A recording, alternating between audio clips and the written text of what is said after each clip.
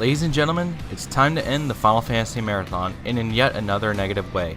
It's time to count down those irritating, frustrating, annoying bosses in the series. Now, keep in mind, guys, it's our opinion. If you don't think that these bosses are annoying, then more power to you. But it's time we end this long journey. This is the top 10 most annoying Final Fantasy bosses.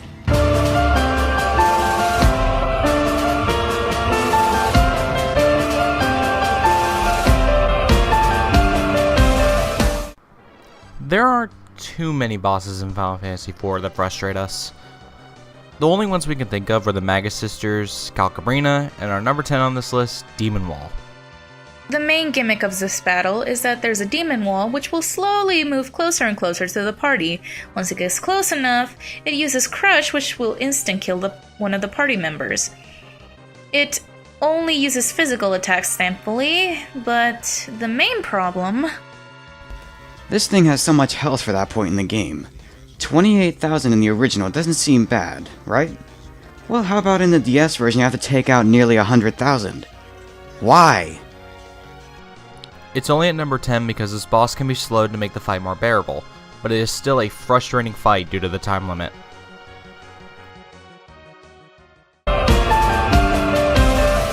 As I mentioned in my top 10 biggest killjoys, Go-Go was an extremely annoying boss. I still stand by that. In case you don't remember, Go-Go holds the last shard of the water crystal, and in order to get it, you must fight him. The gimmick is that Go-Go will copy everything that you do on a higher scale. Attacks will hit harder, magic will hit harder, he'll heal more, etc. Not to mention, since we're underwater, you have a 5-minute time limit. So this boss sounds tough, right?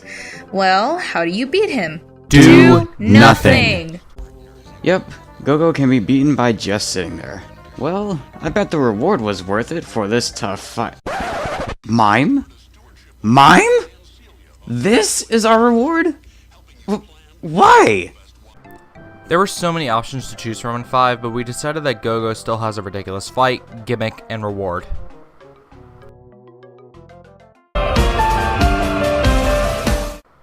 Some of you may have noticed that besides Final Fantasy XI, Final Fantasy III hasn't showed up on this marathon. Well, sorry to 3 fans, but 3 is probably my least favorite Final Fantasy game. Yep, more than 12 and 13, games I've bashed. Final Fantasy III is just incredibly forgettable in my opinion. Sure, it was the first game in the series to introduce the job class system, but that's the only notable thing. Not to mention, it has obnoxious difficulty spikes, which perfectly segues into our number 8 on this list, Garuda. Garuda may not seem like a bad boss at first, but its lightning attack hits for 800 plus damage, which at that point is an instant kill. It also uses physical attacks for a decent amount too. Well, how do you beat it? Use the Dragoon class. Oh wait, we just got that not too long ago! Final Fantasy III has an annoying issue where when you change a job class, your stats are automatically lowered. This also means you have to grind to face this guy.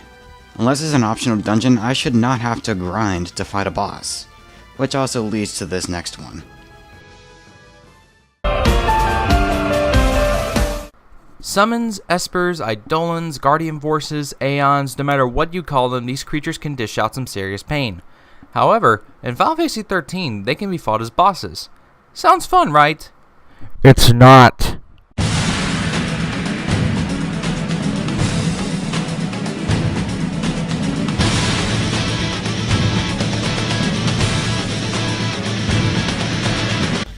Every single Eidolon battle in this game is a race against the clock. In Eidolon battles, you have 3 minutes to defeat the Eidolon by not dwindling its HP, but by filling the Gestalt gauge. Once it's filled, press the desired button and the battle is over. But jeez, these battles are really freaking difficult!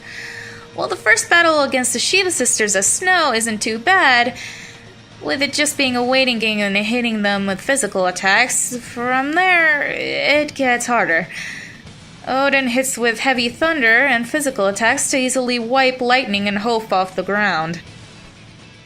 Brunhilde shows how hard these fights are, as she hits with heavy fire attacks, and not to mention that she's fast as hell.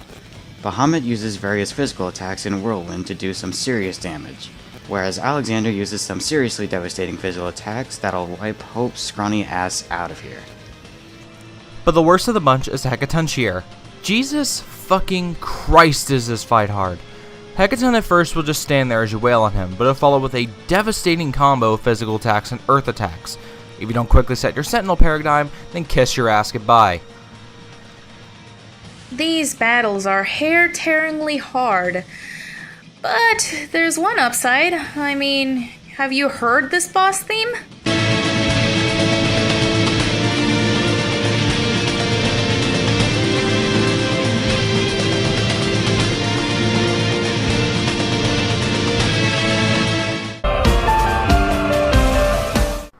There weren't that many annoying moments in Final Fantasy VI except for the goddamn sketch glitch. I mean, there weren't really hard bosses at all in 6, it was fairly balanced, especially with the 8 dragons. Except in the GBA and iOS port of 6, you could refight them in the Dragon's Den, and boy, the Skull Dragon became irritating. See, in the first fight, you can kill the Skull Dragon easily with Firaga or Pearl. The second fight, once the Skull Dragon dies, is brought back to life, endlessly. You can't kill him by eliminating his health, so how do you beat him? You dwindle down his magic. How much does he have? 14,000. Where Rasp and Osmos can only take a small chunk of those magic points away. Even worse, he has hard-hitting attacks like level 5 Death, Will-O-Wisp, and Bio to cripple your party. The fight is not easy and is downright annoying. Be ready for a long fight.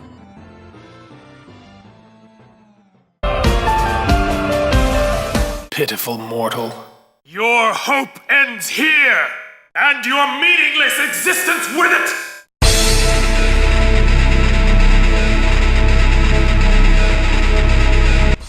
Seymour fucking Flux. God, this boss right here was the biggest pain in my ass as a kid. Seymour's signature combo is using Lance of Atrophy to zombify a party member and then hitting them with full life to instant kill. He'll even use Protect and Reflect to save him from physical and magical attacks. Seymour can even outright banish Aeon so that Yuna will only be able to use white magic for the duration of that battle.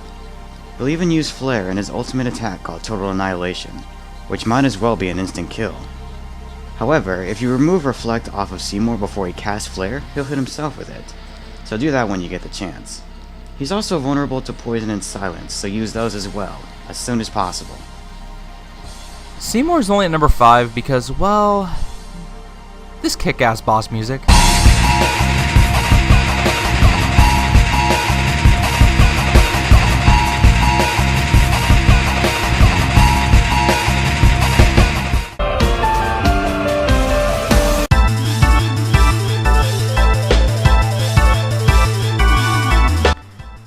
Adel. Dear God, this battle can die in the pits of hell. Why, oh why, is this battle such a pain in the dick? The main issue with this battle is Rinoa. Seeing as Rinoa is junctioned to Adel, Adel will constantly steal HP from her. If Rinoa runs out of HP, it's game over. You can heal her to keep her alive, but in the heat of battle, you may accidentally heal Adel. Oh, and you better be sure to use single target magic. If you use Meltdown Ultima, you might as well restart. That's not all. Adel's attacks are hard-hitting. She can cast Flare, Ultima, Holy, Quake, Meteor, and an attack called Energy Bomber, which can hit for a few thousand damage. She's an utter nightmare to deal with, and as she hits hard, constantly regains health. Rinoa gives you a bigger handicap in the process.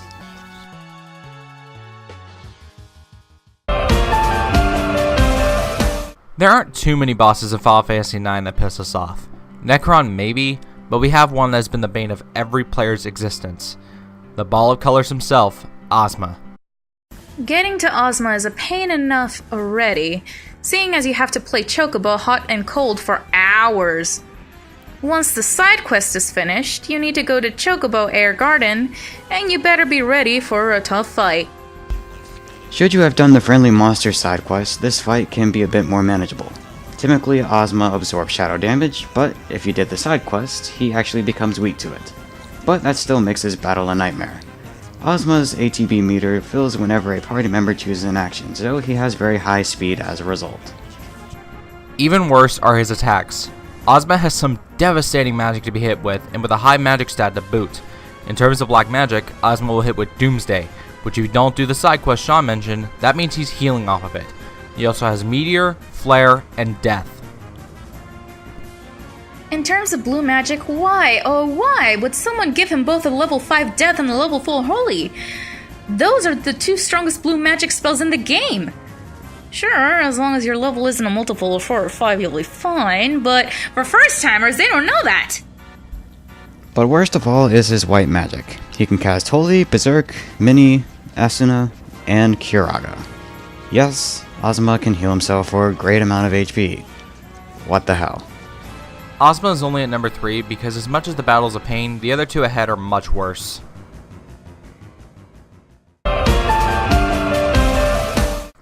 The weapon fights in 7 were all very challenging. They were fast-paced, frantic, and made you put up quite the fight.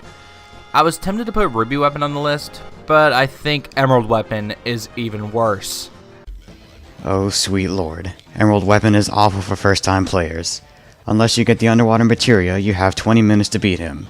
This may sound generous in hindsight, but the Emerald Weapon has a million HP and hits like a fucking truck. Its main attack is Emerald Shot, which can do a few thousand damage, but his worst attack is Airtam Storm, which Airtam is materia spelled backwards. As such, Airtam Storm takes all materia on a party members and multiplies it by 1111. So if you have a 9 materia in one of the character, that is an instant kill. Worst is his physical attack called Stamp, which hits for nearly 7,000 HP. Even worse is Stamp can be used as a counter called Revenge Stamp. Emerald Weapon is only number 2 because there is simply one fight more, no, the most infamous.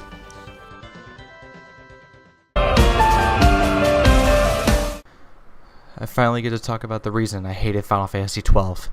If it wasn't for the combat system, soundtrack, or some of the characters, I may have enjoyed this game.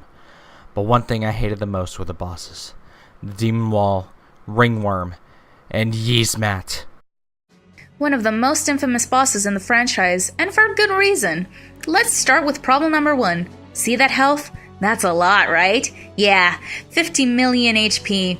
He has specifically 50,112,254 HP. Remember, the most damage that you can do is 9,999. Except for when he's halfway down on health, then the most is 6,999. And based on the math by Maverick Hunter Zero, it takes over 6,000 hits to kill him. Problem number 2. Yzmat's attacks. Why would they give the boss with that much health an instant kill attack? Not to mention, he can use Reflect, so when you use Renew, he regains all of his HP. Problem number 3. Yzmat has auto regen if left alone for too long, so if you go to the nearby save point and shop, he's gaining his health back. This battle is without a doubt one of the worst battles in the entire franchise. So much health, annoying attacks, and this battle can take hours. Yzmat is our number 1 pick for the worst Final Fantasy boss. I'm Sentimental Scorpion. I'm Divine Platinum 97. And I'm Payday, and when I get around to playing Zodiac Age, I hope this boss is nerfed into the ground! Hey guys, Payday here. I just wanted to thank every single one of you for checking out the Final Fantasy Marathon. It means a lot, and it's crazy to think that we started this 2 years ago, and we are just now finishing it. I wanted to thank Kavansi and Divine Platinum 97 because they were huge helps in making this all come together. I had dreams of doing collabs with friends, and to finally have that come to fruition and in such a awesome manner, all the great moments that we had making this, I've got to thank them. And especially thanks to you guys for checking out the marathon because, well, I just love the Final Fantasy series. I love talking about it. Whether it be good or bad, it's always a blast just to talk about the series I love so much. Anyway, enough gushing. Thank you guys for watching, and I'll see you guys next time.